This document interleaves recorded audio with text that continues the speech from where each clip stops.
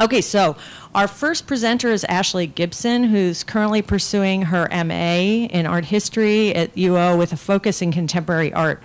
Her master's thesis includes the categorization and classification of distribution platforms for artist video with a focus on issues of access, circulation, and reception.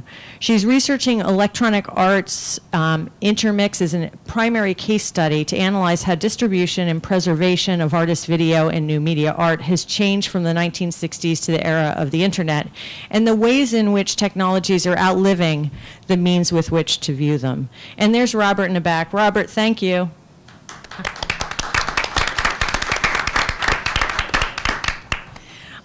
Okay, after that interlude, Bryce Peake is currently a graduate student in the Anthropology department where he does work in social and media semiotics. His research focuses on the ways sound affects, reflects, and is used to overcome cultural anxieties over gender, race, time, and space. He's published research on the ethnic and gender politics of listening in Gibraltar and Malta, the psychodynamic effects of groaning in zombie walks, my favorite. And more recently, he's begun work examining the impact of video game technology on the gender and racial stability of white domestic space. I'm sorry, Whitney. I have the spelling of your name that you sent me. Whitney Phillips, not Wapme, is a third-year English PhD with a structured emphasis in folklore. She studies online culture, specifically transgressive humor within trolling subcultures, and is particularly interested in the constitutive aspects of viral humor, the meta-communicative signaling necessary to subcultural formation, and approaches to online content that attempt to bypass traditional accounts of individual artists, authors. Recent projects include an explication of post-irony, a comedic aesthetic inherent to, and as she argues, necessitated by online discourse, a discussion of the Obama Joker socialism macro, and several accounts of trolling behaviors, both on 4chanB and Facebook memorial pages. And here again, we're going to have to ask you not to tweet during Whitney's presentation because of problems with the trolling community and her need to continue her research within that community without retribution. And I'm sure she can talk more about that in the Q&A as long as you don't tweet about it. Staci Tucker, will you wave, Staci? She's on the end, is a master's candidate of communication in society in the School of Journalism and Communication at UO. Staci worked for over 10 years in online management, web design, and development for various industries, including newspapers, film and education.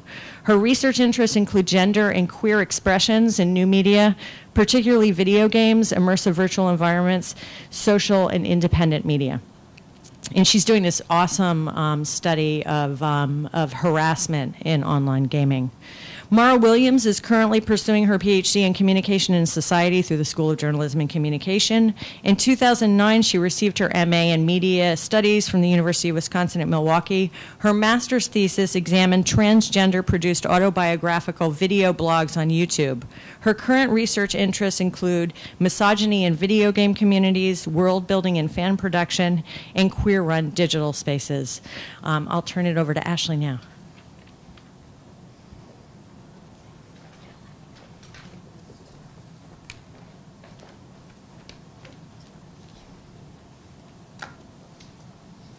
So hello, and thank you to Carol again for putting this panel together. As she mentioned, I am currently working on a master's thesis that examines the history of distribution platforms in artist video. I'm defining the term artist video as any time-based art form that employs the medium of film, videotape, digital video, or any combination thereof. So I'm going to begin with just a short video clip and will then explain some of the goals of my research, questions I'm asking, look at this typology that I've constructed in order to categorize artist video, and then we'll give some examples of each platform. So the 30-second clip I'm about to show you deserves a brief introduction. It's from Martha Rossler's Semiotics of the Kitchen, which is a landmark video, a feminist parody dating to 1975, which features the artist herself as sort of a generic television cooking show host. Rossler presents us with an array of kitchen hand utensils, which she describes in alphabetical order, A to Z, and demonstrates uses for each utensil that are either violent or unproductive, so it's pretty funny. So I just want you to note, too, that I'm pulling this very important work of art up from YouTube. So here you go.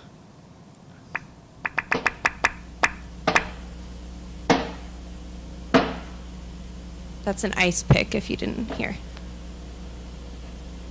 Juicer.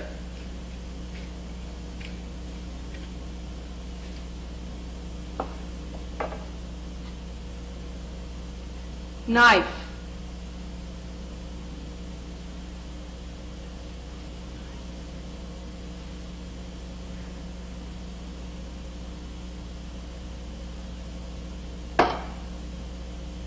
Ladle.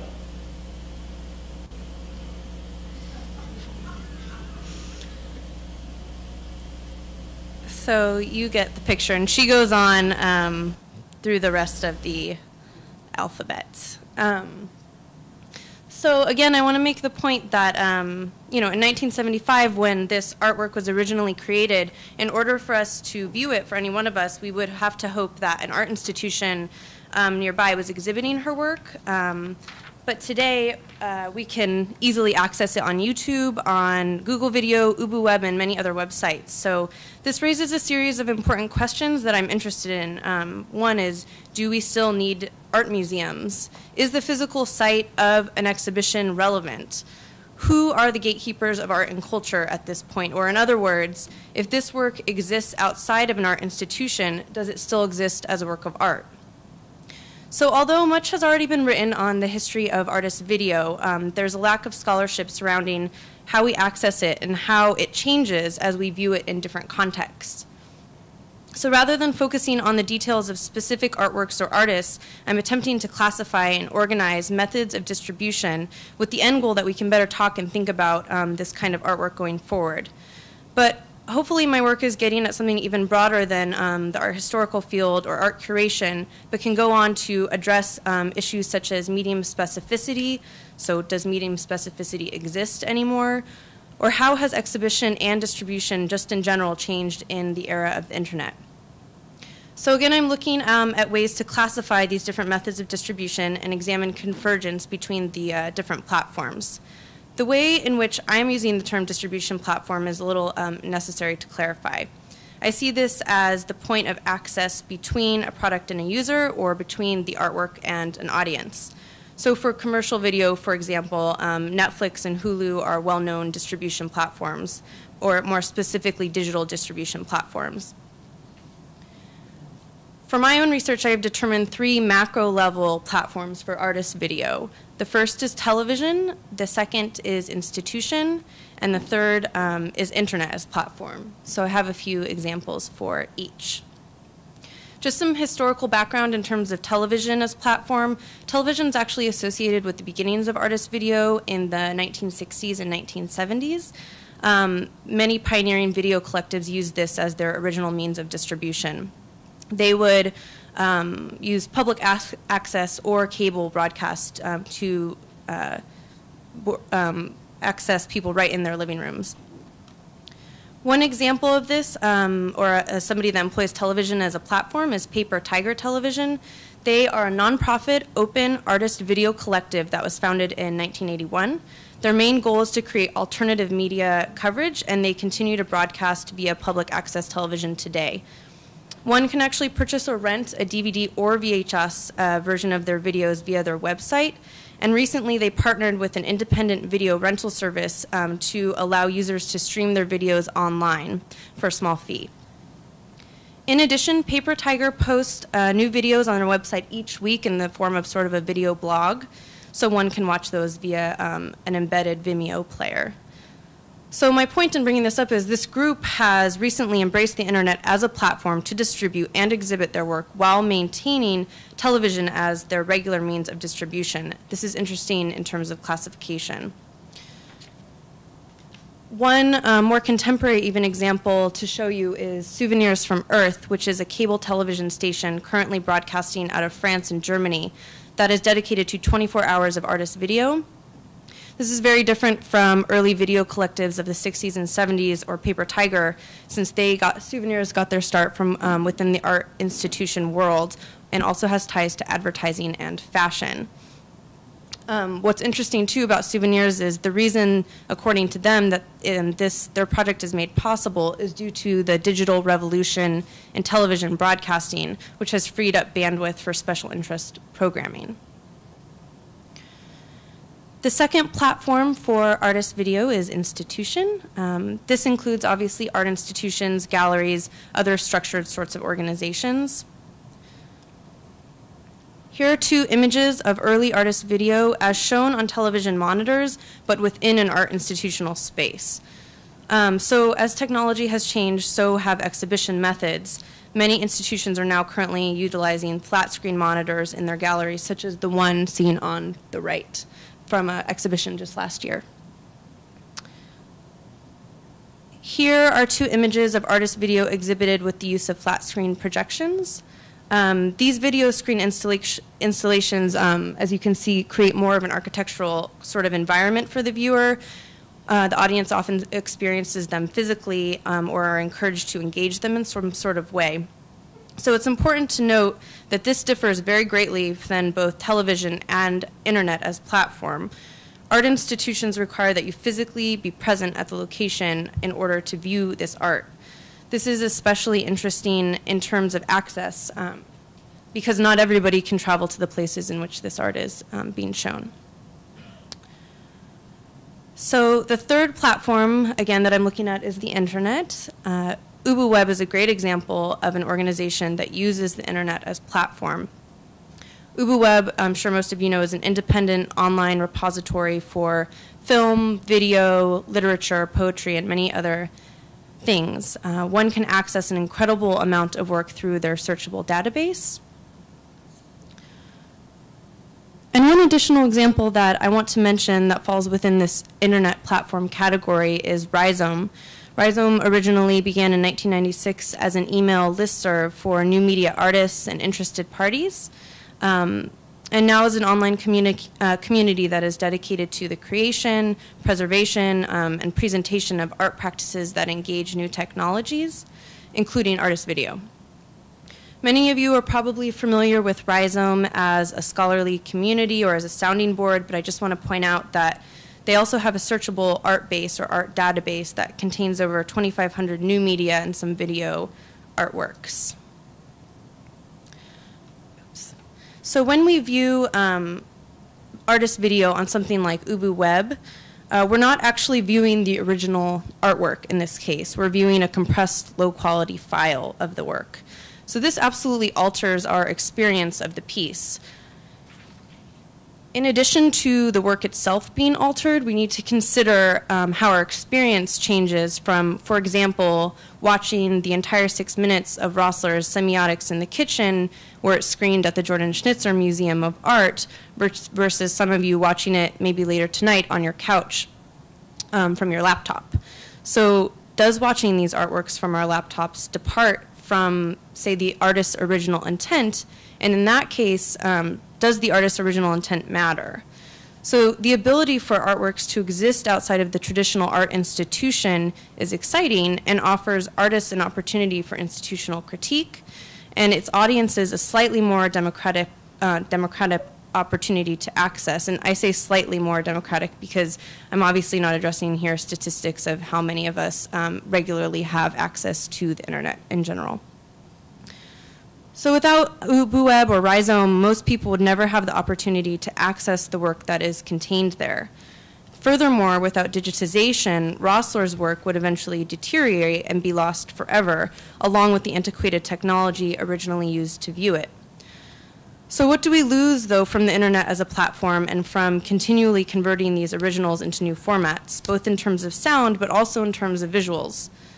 So perhaps the idea of collecting, preserving, and providing free open source access and encouraging open collaboration is what is most important for these platforms. But again, what do we lose? So these are the questions that I'm continuing to investigate. Thank you.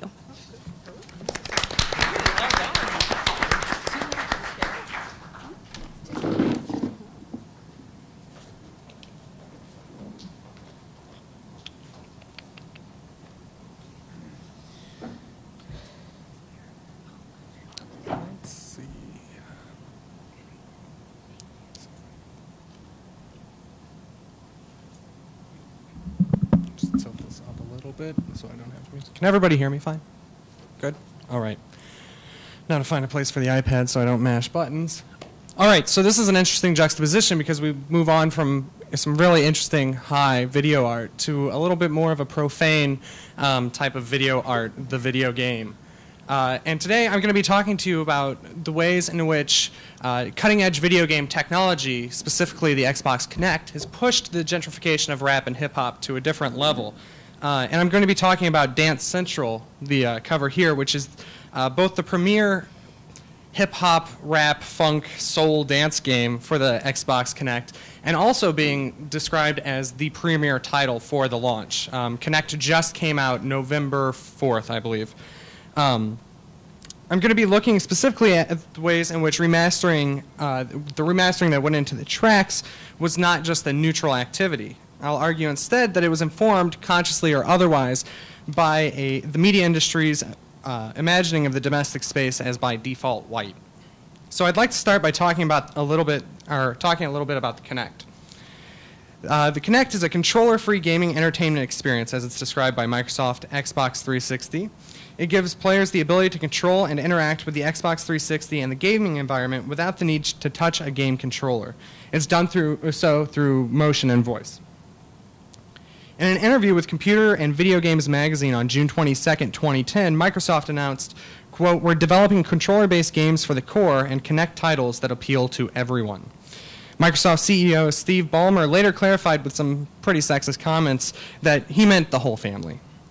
Although I haven't been able to track down exact demographic data because Microsoft hasn't really been willing to share it, I think we can do some interesting acrobatics to figure out who this was engineered for. First, we can take Ballmer's comment that it's meant for the family and juxtapose it with the fact that 85% of Xboxes recorded last year are owned by white males between the ages of 15 and 38, and that the device costs a decent amount of money and requires a pretty large space to play in. We're looking at a white middle-class demographic. Add to this the fact that Kinect's facial recognition system can't realize dark-skinned people, and that Microsoft failed to find this in the beta testing, and we have some pretty convincing evidence who the Kinect was engineered for, primarily a white audience. Now this is essential information for understanding Kinect aesthetics and the aesthetic domain that the Kinect demands from games. In moving to talking about Dance Central specifically, I want to say a few more things theoretically about how the Kinect works.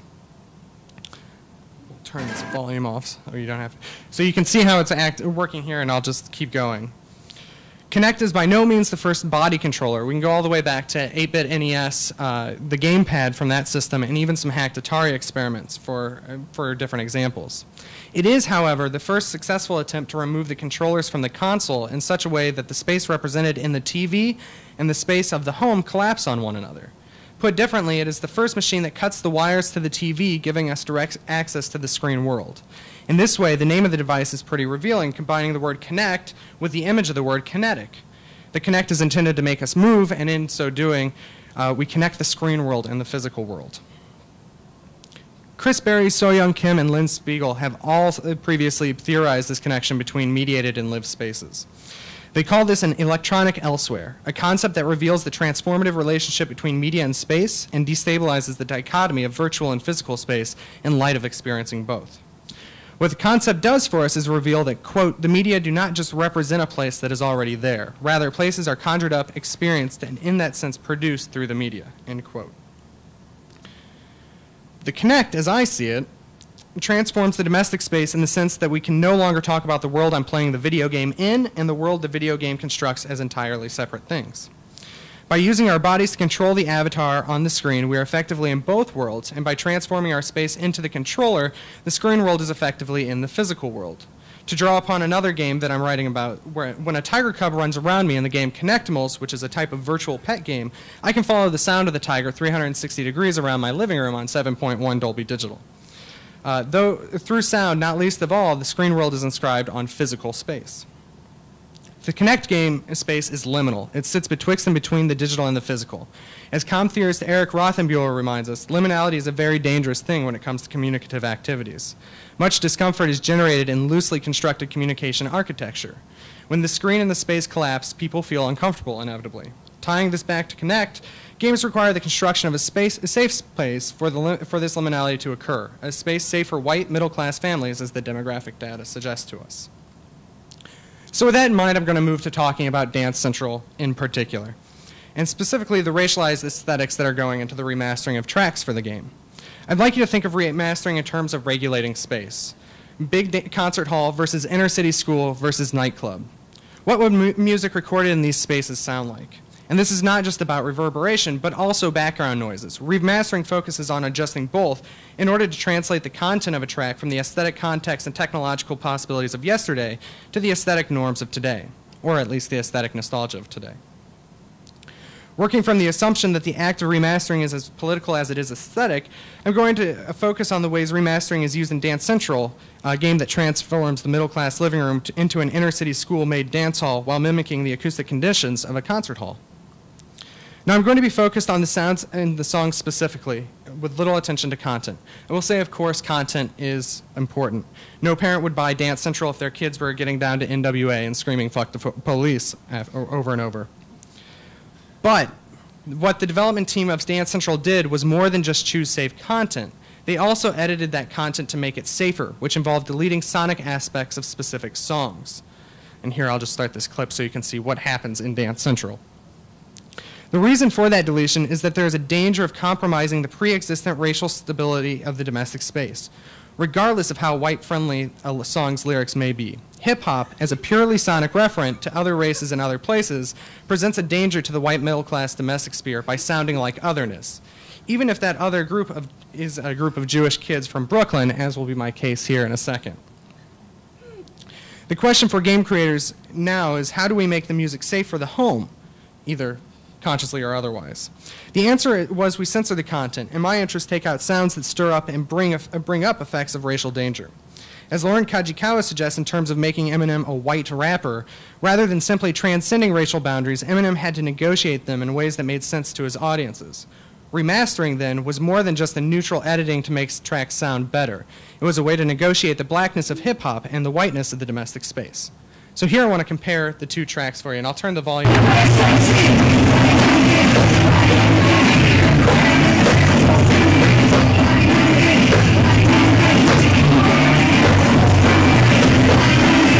With some extra moves going on. And there seems to be another track playing. Let's find out where that video is. Stop that. Alrighty.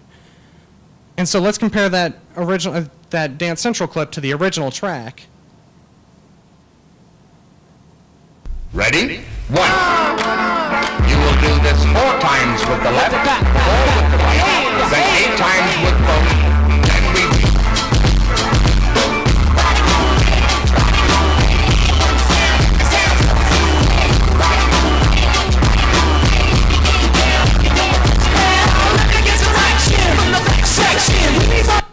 So, just to give you a sample so I can keep going, I don't want to play the whole track, although I kind of do want to play the whole track. So what's the difference? Well, missing from the Dance Central version are electronic noises of tape reel spinning, of construction work happening, and, as you heard in this clip, steel drums being played. Why? Well, let's look at the noise as it's described. Reviewing the original album was one Amazon.com user who said, quote, "The constant clutter of electronic noise and samples makes it sound like the studio was as ghetto as the style of music the boys attempted." End quote. What's important is to recognize the relationship drawn between the background noise and the ghetto, an incredibly racialized description of space, obviously. Numerous other reviews follow suit in understanding of sounds as racialized, not least of all the steel drums. What we can break down from the comments is an understanding that 2 noises are missing. Those that obviously signify blackness, such as the steel drums, and the production noises. Well, the first one is obvious because it brings up images of blackness. The second, however, is an interesting one to deal with. They're not just production noises. They're also racialized. 1930s critics of jazz articulated their contempt in a curious conjunction of racism and anti-mechanism. In a 1921 article titled, "Does Jazz Put the Sin in Syncopation?" Anshaw Faulkner suggests that jazz reflects, quote, "an impulse for wildness," end quote, even as it was, quote, "perfectly adapted for robots," end quote. It was, quote, "the musical reflection of modern capitalistic industrialism." In the 1930s society, where apotheosis was signified by efficiency, sound was a sign of the inefficient, clunky labor. Jazz was the racialized vehicle for condemning noise pollution, while industrial noise was the vehicle for condemning jazz. Tying this back to Kinect and Dance Central, those ghetto noises, those mechanical, racialized noises of the evil black community being posed, are taken out. The Kinect uses sound to inscribe a new space on the household, and those ghetto sounds run the danger of making the home a ghetto, a space not safe for and antithetical to the whiteness of the target demographic. If there was ever a question as to the degree at which racialization of noise lives on in the aesthetic imagination, Kinect shows us that racialized aesthetics are central to our supposedly post-racist acoustic imagination. So here I'll conclude. The Kinect presents a destabilization of the domestic space, and as such, games are required to take care not to render that space dangerous. If, as in electronic elsewhere, the Kinect imports a new space into the home, that space has to be resonant with the white middle-class values of its consumers. And inevitably, it will be. As Lynn Spiegel has contended in her work on television, when the media industry is asked to imagine or reconstruct the public and or domestic sphere, they do so in the image of the white urban suburb they themselves created in the 50s. The new media form, despite its possibilities to create a racial consciousness, is used to reproduce the sphere of whiteness.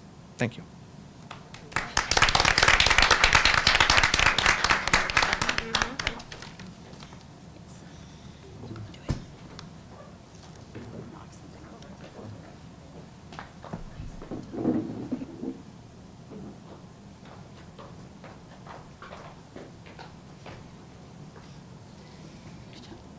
Hello, I am Staci, and I am Luke Skywalker to Whitney's Darth Vader. I'm going to talk to you about my research about harassment, discrimination, and use of derogatory language in online games. And because harassment, discrimination, and use of derogatory language is a mouthful, I'm just going to refer to it as griefing, which is essentially the video game version of trolling. It's much easier to say. So cue self-reflexivity. I am a lesbian gamer. I've been gaming since the 80s. And I was very interested in a story in February of 2009 about a lesbian on Xbox Live that was harassed to the point of tears for being out in her Xbox Live profile. And when she appealed to Microsoft, she was banned.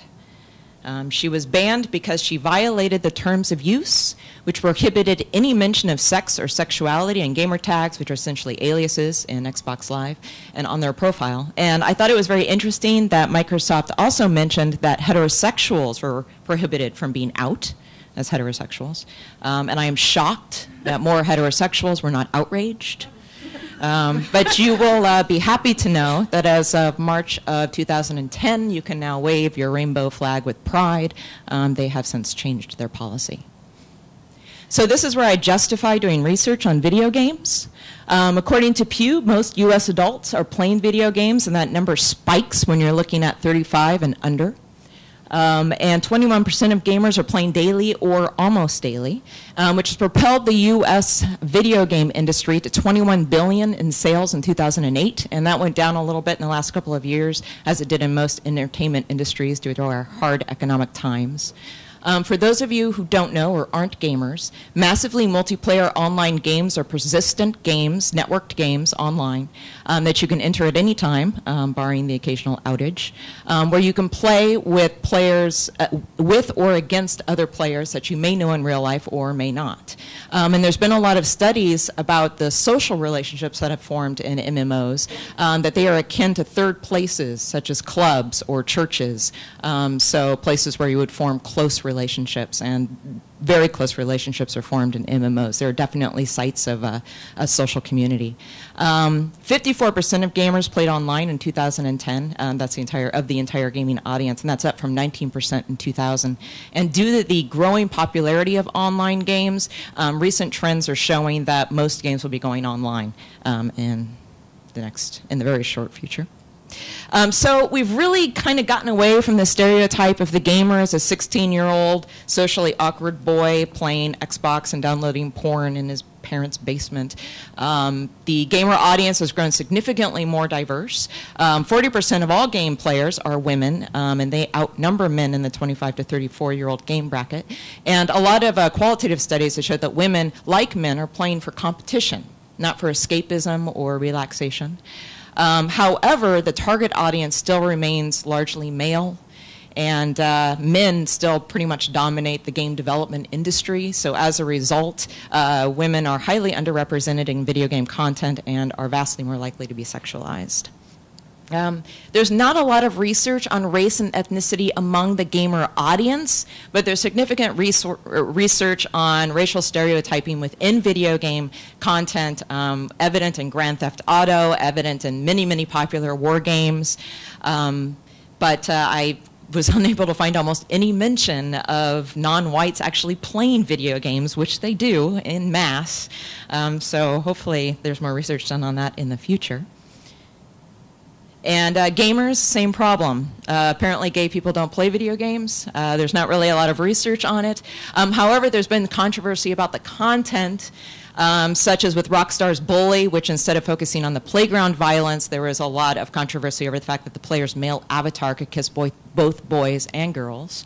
And BioWare and Mass Effect drew a lot of fire because women could have sex with other women in the game. Of course, it wasn't it was sort of disguised. But men couldn't have sex with men, and for a temporary period of time they banned sexual orientation as a topic on their forums because actually people were going online and saying derogatory things about gay people, not because they wanted to prohibit people from talking about how much it sucked, that this was restrictive. However, in Dragon Age, which is another BioWare game, they opened it back up to the full sexual orientation spectrum. But they never changed Mass Effect. So in my study, I did a mixed method because I wanted to look at the pervasiveness of harassment and griefing. I forgot I was just going to say griefing. Griefing in video games, but I also wanted to talk to players and find out about how this affected their experience in play. So I did an online survey, and I also asked people in the survey to volunteer for an interview, and then I conducted a series of interviews. And I'm still gathering research, so a lot of the numbers that I've crunched at this point are just with a preliminary sample. However, that sample has revealed that nearly everyone who responded to the online survey and everyone that I interviewed admitted to encountering griefing online far more than they encountered harassment, discrimination, or use of derogatory language offline, that it was a regular part of play for them. However, most dismissed it as an aspect of competitive play or an aspect of the anonymity of just playing online. However, demographics, which is interesting, gamers have more in common than not. Demographics played no role in the skill level of the players. It played no role in their genre preference. It played no role in how often they played. So men and women's motivators were almost identical. It's identical among sexual orientation and among race and ethnicity.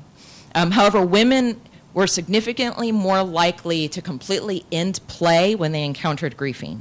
And during the interviews, I found out that for few of the women, it was because it triggered feelings of safety concerns, physical safety concerns, and it triggered a real deep emotional reaction. So they had to actually completely stop playing in order to sort of calm down and step away and sort of regain feelings of personal safety. Heterosexual players were significantly more likely to attack abusive players as a conflict resolution strategy than gay, lesbian, bisexual, and queer players. So here are some of the interviews, the quotes from the interviews that I thought was interesting. This woman spoke about the very, very close friendships she's formed in MMOs, that she paid someone's rent for 2 months and they repaid her with tickets to Prague, and that her friendships have carried through several games over the years. So I just wanted to include this as sort of testimony to how close the friendships and the relationships people form in these online games. This quote is from a 31-year-old Asian bisexual action genre player. I definitely hear the use of hate terms. I'm a bisexual Asian American female whose oldest child of black descent. So when I see someone being hateful, I usually make sure I don't play with that person again. Players are aggressive in FPS's first-person shooters that I play and will curse and call people names to anger the other person because they're not face-to-face. I don't see a racist coming into my neighborhood and starting some stuff, but since they are safe in their homes, they feel free to talk crap. And I included this quote for a couple of reasons. One, it really reflects on how many people just dismiss the griefing they encounter online as an inevitable part of playing online, and they don't question it. In fact, a lot of people said that, well, I don't encounter harassment, but I hear people say, you know, fag all the time, directed at me, and don't regard that as harassment. They just regard that as a part of the online environment. So it was really actually difficult to get any of my interview subjects to talk about harassment because they didn't consider it harassment. I also wanted to mention this because it spoke to how a lot of women use online games, particularly mothers, as a way to socialize and as a way to play, which they often don't have the time in their lives to do in real life. I'm actually not going to say this out loud because it makes me uncomfortable. But this is yet another quote that really talks about trolling online and excuses it as just a regular part of competing and sports and play. And this is another person I had a hard time getting to actually admit that any of it was harassment. It was just hate speech, but not harassment.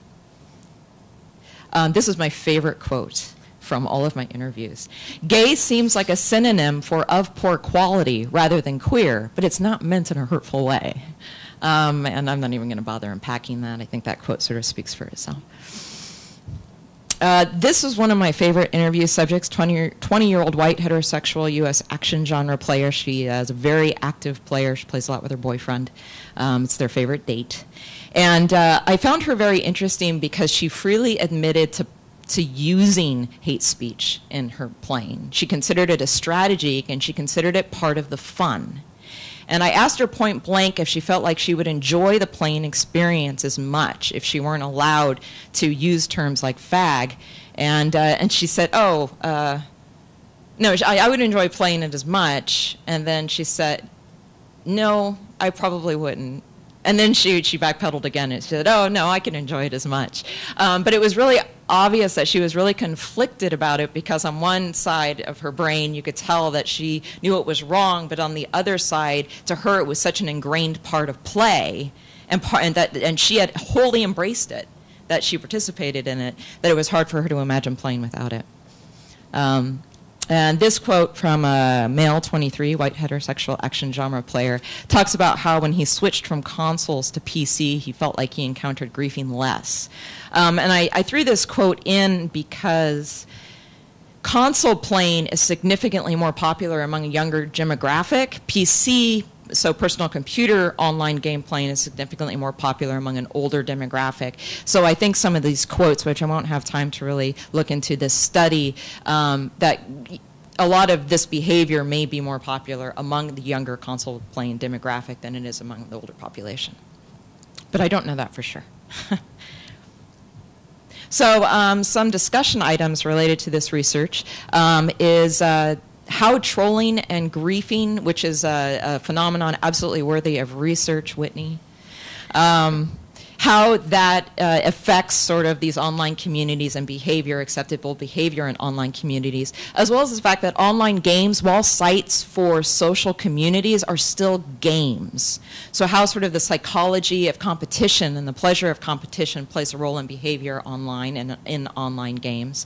But I worry because if you think about video games as sort of a gateway drug to careers in technology, and if any of these online play environments are discouraging women, gays, lesbians, bisexual, queers, or non-whites from playing video games, how does this impact sort of the future makeup, the demographic makeup of the future video game building community? And that is all. Thank you.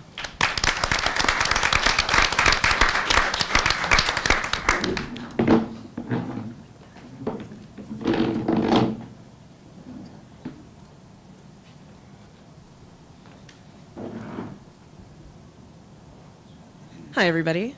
I was really worried about going last, but I'm actually really glad I went last now because, here, I have to get this to go full screen for me here. Hold on a second. No, that's not it. No more. There you go. There we go.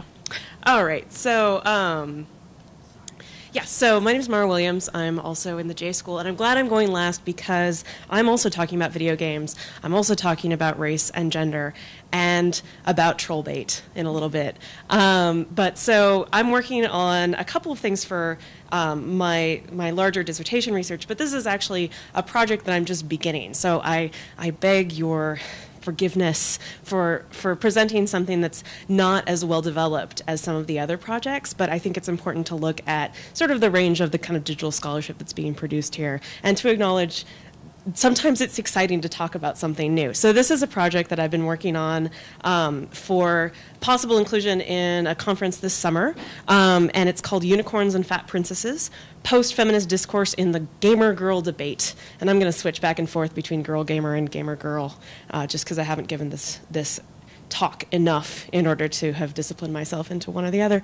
But basically, I'm interested in, because I'm also a video gamer, and I'm also have been doing research on video games, but more in this sort of textual vein and looking at avatars and looking at sexual expression and gameplay and things like that. And in the course of doing a talk at a fan conference, got exposed to a lot of sort of fan gamer identity discourse, and it really intrigued me in the ways that women especially were identifying themselves and interacting with the kinds of myths about who's a gamer and the ways that the resistance to that myth doesn't necessarily get to a sort of satisfying conclusion, and we'll get to that.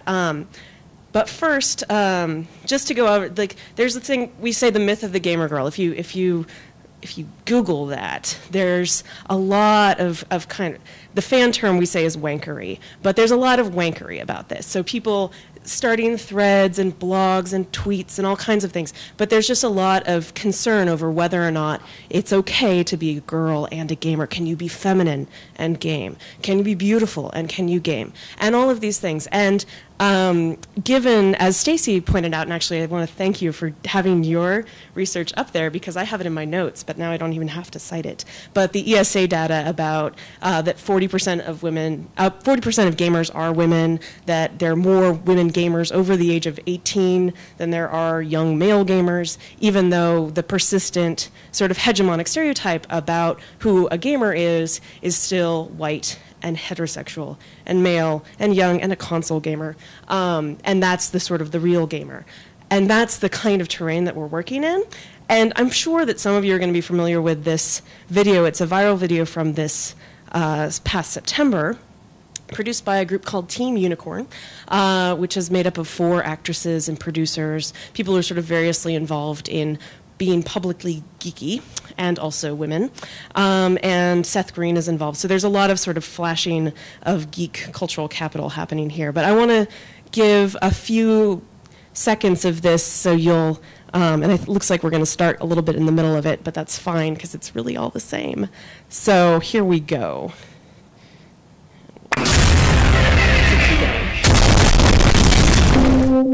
Hello, friends. Don't you want to meet a nice girl?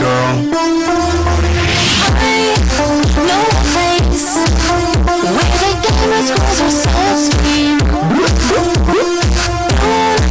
D&D, where Randolph Force still reigns supreme.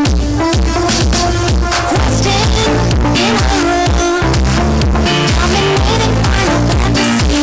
Boys losing sleep. What up, new?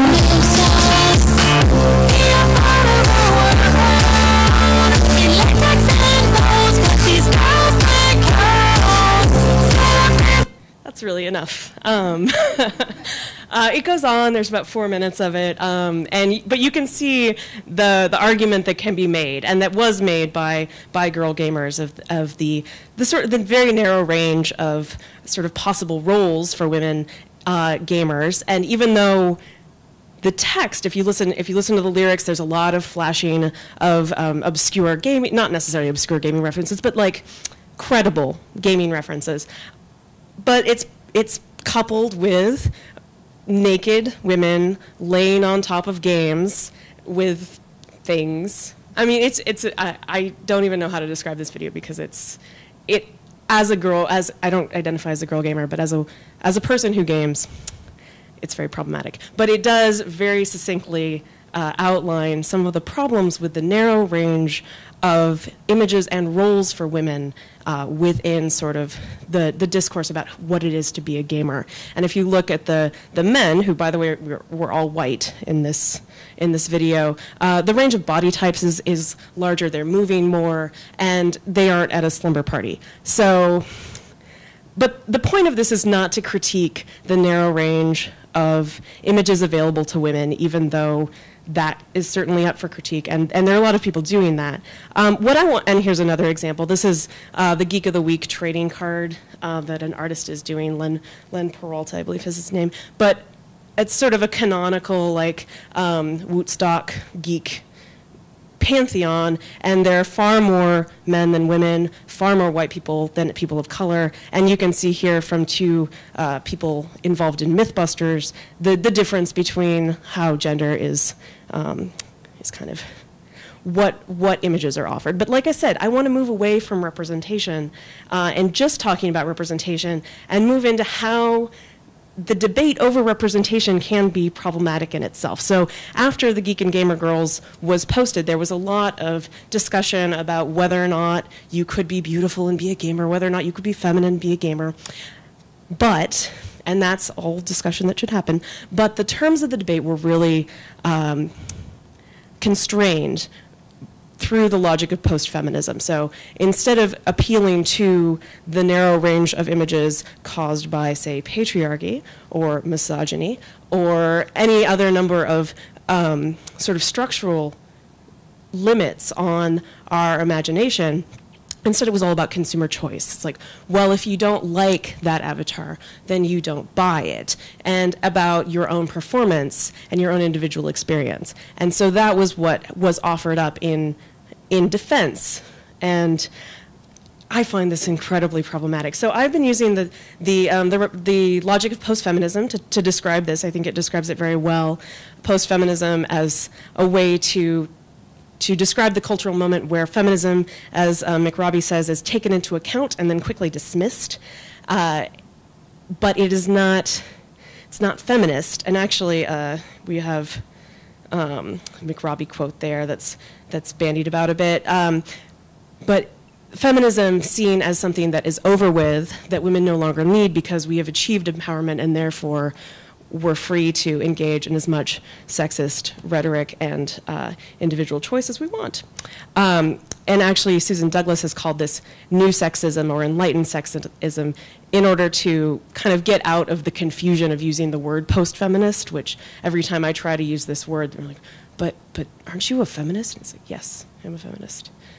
But this is a different thing. So we can think about it as new sexism, we can think about it as post-feminism, but the main thing is to have a theoretical framework that can critique the appeal to individual experience as the kind of arbiter of structural violence and inequality instead of these things. So it's you know, has a lot in common with post-racial logic, and I think there's something to be said also with critiquing not only the narrow range of images and of roles available for women in gaming communities and discourse about women gamers, but about whiteness in gaming communities. And that's something that, as Staci mentioned, is really understudied, and I'm interested in looking at that. And here there's an example of the wankery. This is from an article online called "The Gamer Girl Must Die." And it contains some of that post-feminist rhetoric, the call to individual experience, the call that talking about gender, talking about racial inequality is somehow divisive. So she says, ladies, I ask you, and fellow gamers, I ask you, why are we doing this to ourselves? Why are we doing this to our gaming culture? Why can't we just respect each other as people and as gamers and let that be it? And she goes on, but this is the call to stop talking about gender and instead to think of ourselves as gamers only. And that's often the call when a discussion about women in games happens. It's very post-feminist. It's very familiar to many of us who study culture. But the other thing that I want to do is to think about possibilities for resistance, because, again, as Staci mentioned, as other people have mentioned throughout the day, it's not an inevitable way to talk about geek culture as automatically masculine and automatically white and automatically straight. There are other sites where people are creating spaces and articulating a different position and a different identity. And even though I might find the whole gamer girl identity discourse boring, which I do, there's a lot of interesting work being done to redefine the sort of the terrain of geek identity to make it a bit more open and to get at the kind of the power relations involved. So for this project that I'm starting and I'm looking into is looking at what I'm calling the feminist game blogosphere. And this is a loose collection of feminist game bloggers connected to each other and that are articulating a specifically feminist gamer identity and are answering back to the kind of post-feminist rhetoric that happens at fan conferences and that happens on mainstream game blogs like Game Sutra or Kotaku or things like that. I have a minute. Good, because I'm almost done. So this is just an example from Geek Feminism. But the main thing is some of these blogs, and it's uneven, of course, because they're blogs, are putting the debate in much more structural terms. And I think that is a productive place to look to new ways of talking about geek identity beyond the hegemonic, white, masculine, straight subject. And so here's some of the game blogs that I'm looking at. Although before I end, I want to give a caution that one thing that I always have a problem with is I tend to study things that I really like. And things that I really like are often made by people who have really similar experiences to me. And so some of these blogs are written by academics, and they're written by middle-class white academic ladies. And so I know this, and I'm working on that. But there are also, some of the group blogs actually have a much more diverse cast of contributors, and there's especially Pretty Gamer and Border House have a sizable portion of their bloggers are women of color. But it's interesting also, like I said, with this project, it's not just about post-feminism, but it's also about whiteness in geek culture and how these blogs interact and maybe don't interact with race in the same way that they critically interact with the gendered images. So that's what I'm working on. I'd love your comments. So thank you very much.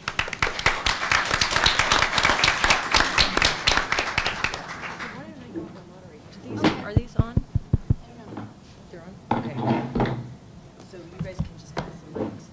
Questions? And can someone bring up the lights? Thanks, Rich. It's like a Mara press conference. What? Yes, John. Well, first I want to say that was a fantastic panel. Congratulate it again. So I'm wondering, this question is for everyone. I mean, given the overlaps and also divergence of the cost of research in this sort of what we've been talking about all day, kind of, in fact, for all students, where do you see this kind of research fitting into it, like a trajectory that's going to push you beyond studenthood, as you continue into academia, or out into some other realm where this kind of research matters, because, especially given the stuff around trolling or hate speech, and which is a real problem in the real world. How does this research fit into what you're going to do? I love those questions. How does it fit in the future? We are the future. You go first. Oh, God, I don't know, is my answer. I don't know. I really, I mean, especially with trolling stuff, there's been almost no work in this area, even though it's in the news almost, weekly that some poor kid, their memorial page has been attacked by these trolls. So there's lots and lots of writing about trolling, but very little of it is academic. And the writing that does exist, for the most part, is a knee-jerk condemnation, which I understand, and it's not that I'm arguing that it's awesome, but it's typically these are bad kids, and we just need to denounce everything that they do. So where that would fit in the academy, I'm not sure. Beyond, yeah. Yeah. Could I just clarify, because I think that this is something that Staci's presentation in particular points to, and that's the question of impact on the industry itself, right? You know, and maybe you could talk a little bit about that, because when we presented at professional or at conferences in the industry, this is a question that comes up, right? Like, how do we fix this? How do we change this? And not because they're really nice and they're liberal people, but because they know that a growing part of their market, right, are going to be gamers or people of color or women in particular. So.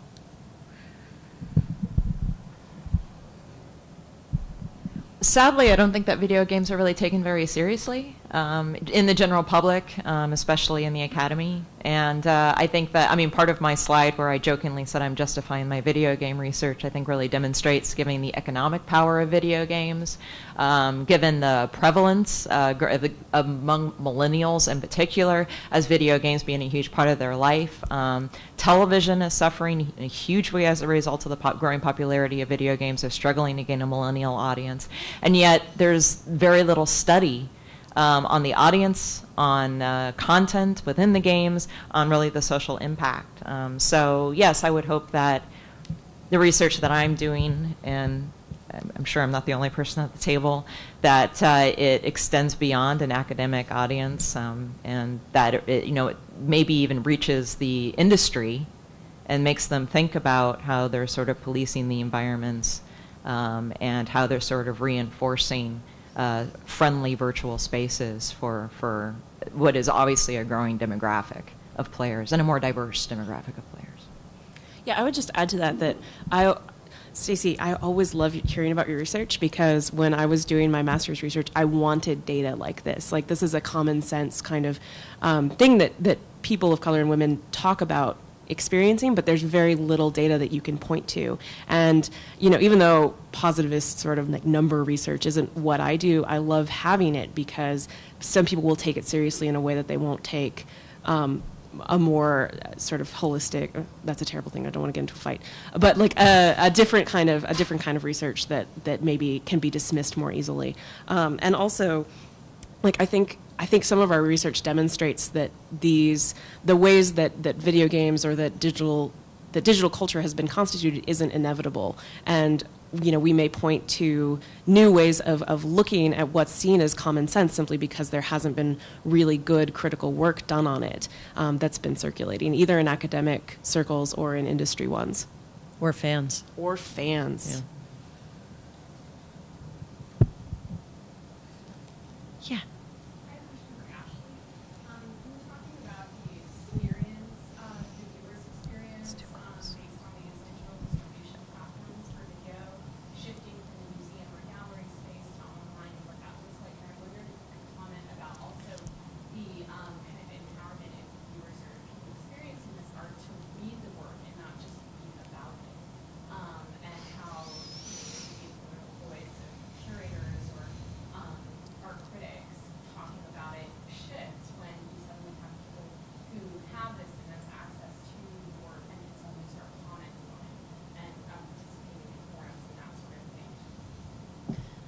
Yeah, thank you for this question.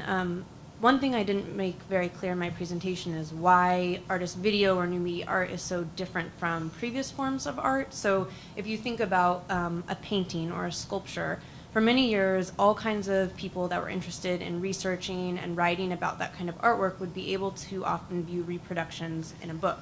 So it's quite different with moving, time-based art, where we can view these still images, but you can't actually view the artwork until more recently unless you were to see it in person. So for my own research as an art historian, that's something that requires that you actually travel to see the work. One example, again, that I didn't mention, but Electronic Arts Intermix is this really great organization which has this amazing wealth of information online in terms of a catalog where you can read all about the artists, you can read all about the artworks. But again, in order to actually view the videos, you would have to travel to their offices in New York, get an appointment with them if you were associated with some sort of educational institution, and then sit there and view the work. So these are things that I think, you could probably tell from my slant that I view the possibility for us to be able to access these works very positive. I'm not taking lightly, what happens when we do convert these files, but I also think it comes full circle a little bit to the original intentions and goals of some of these early video collectives that viewed kind of this new medium as a really democratic opportunity. So that's kind of how I've seen some of these more internet-based platforms. I don't know if that answers your question, but. Colin, do you still?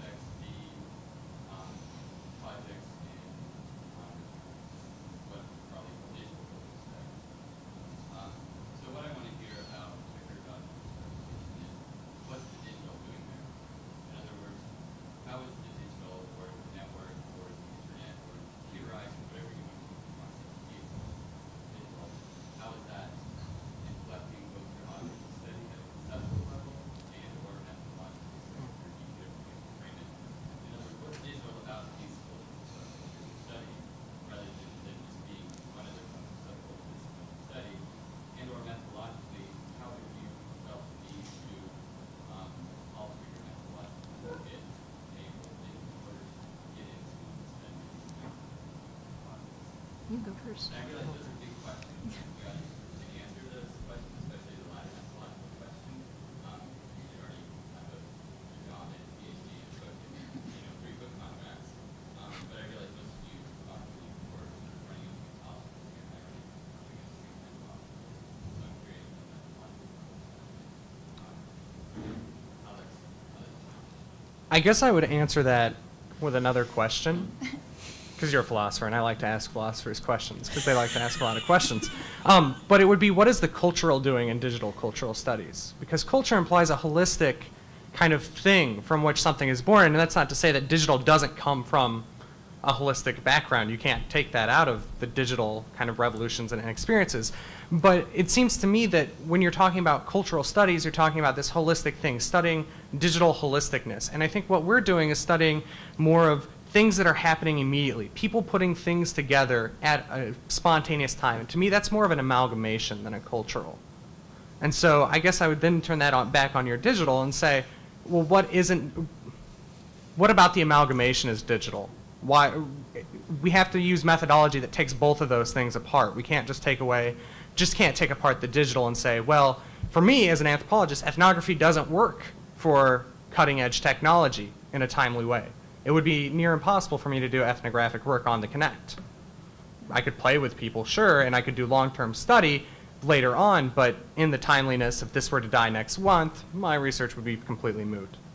And so I think it's a two-way street. Is if you want to use the digital, you have to figure out how to use one and talk about digital and not the cultural, or you have to figure out how to talk about the cultural without talking about the digital. And the big problem I think you're hitting on is how to talk about both.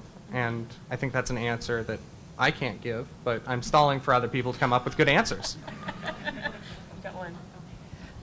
I think actually one of the most interesting things about studying video games is because you can't just use traditional semiotics and just look at them as texts. I think one of the biggest mistakes that people make in doing sort of content analysis in video games is that not everyone is experiencing the same linear path. Not everybody is experiencing the same story in video games. And part of the story in video games, while granted in one way you're looking at an algorithmic world that's completely put together by computer language, on the other hand, there's a very social world happening simultaneously, particularly when you're looking at online or social games.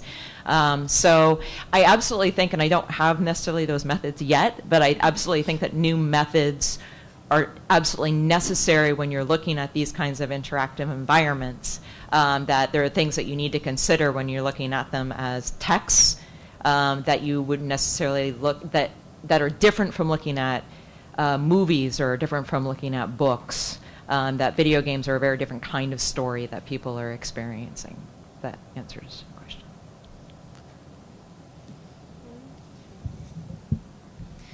I would say that for a lot of the stuff that I've done, the trick has been to value the sort of individual. So think about trolls as individuals and wonder why they might be drawn to these kinds of behaviors, but you're also more responsible to patterns and to trends. And so that's where I think some of the research gets a little bit tricky for us, because we can't pinpoint when certain memes or tropes or whatever emerge, that we have to kind of understand or be able to map in a very sort of nebulous way the sort of development of what ends up entering, you know, the kind of the subculture. I don't even know what you would call it. What would you call it? Because we don't, that's the thing, is that there aren't words for the stuff that we're doing quite yet. And so the first issue is, all right, let's figure out what the words are, or maybe more appropriately, let's figure out what the words aren't. And from there, then we can maybe start talking about methodological approaches. But we're kind of, at least I'll speak for myself here, kind of making it up as we go because we don't have a choice. And so there isn't an answer to give. It's kind of, we have to be good at paying attention to traces right now. And that's at least how I do some of my work. I don't know if you guys would agree with that, but. Jonathan, you had, could we, I'd like to get as many people as we can, and we're going to have drinks later, so there'll be an opportunity to follow up on some of these questions. You had your hand up, John. Uh-oh.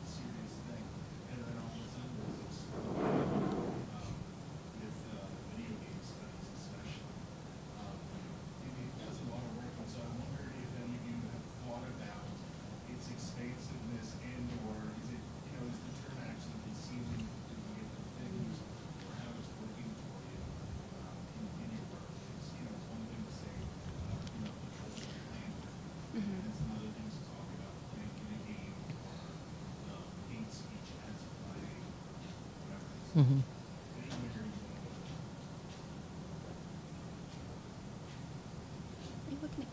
No? I guess your question makes me think of anthropologists have dealt with play a couple times pretty seriously. I think of Portraits of a White Man by Basso.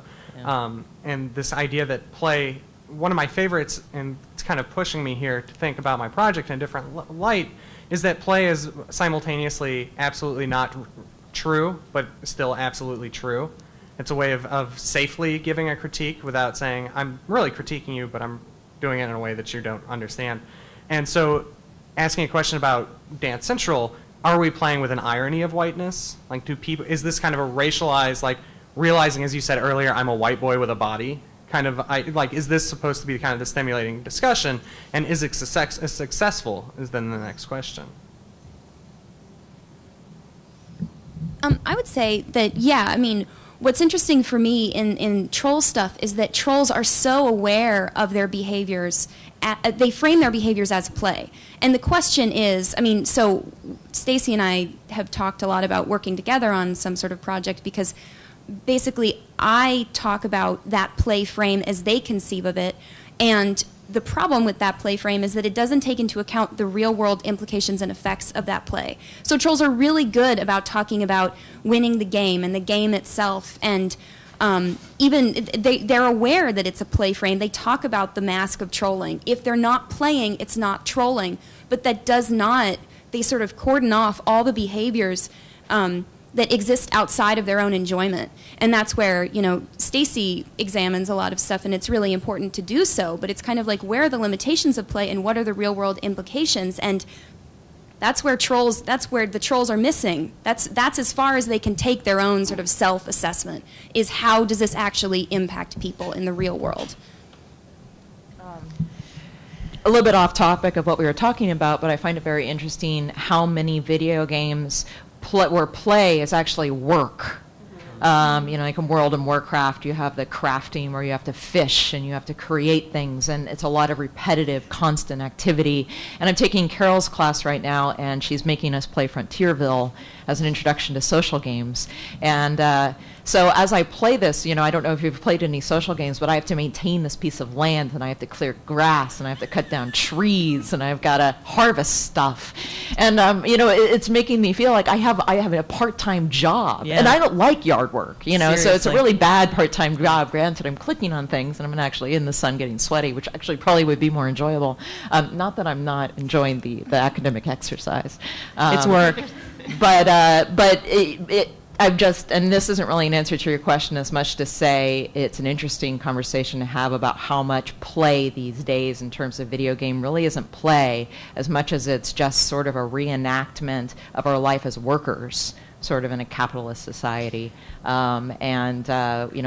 Bryce once joked about really, really bad video games, like the really, really bad video game of being the underpaid waitress, like in a really bad grungy diner. How fun that would be. You just take orders and deal with really, really cranky people all We day. were talking about Minecraft and games that take like the most terrible, horrible, like industrialized jobs and turn them into forms of leisure activity. Yeah. But I think just quickly, I think what John was pushing you on, and it was interesting to see how this played out in your answer, was the difference between using play as a descriptive category and using play as a category of analysis.